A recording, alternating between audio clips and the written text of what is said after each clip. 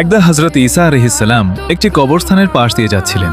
তিনি আল্লাহর হুকুমে কবরের এক মৃত ব্যক্তিকে জীবিত করলেন।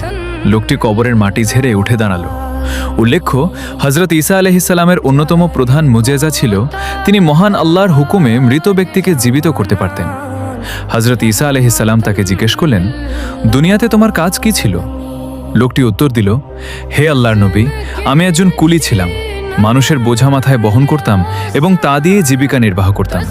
আমার জীবনটি খুব সাধারণ ছিল।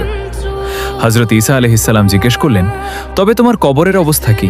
তোমার হিসাব নিকাশ কেমন চলছে?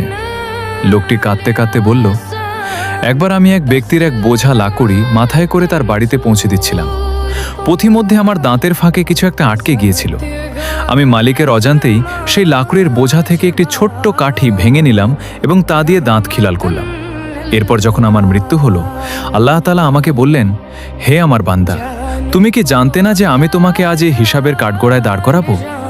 অমুক ব্যক্তি তার টাকা দিয়ে কাঠ কিনেছিল এবং তোমাকে মজুরি দিয়েছিল তা বয়ে নেওয়ার জন্য। তুমি সেই মালিকের অনুমতি ছাড়া কেন একটি কাঠি ভেঙে নিলে?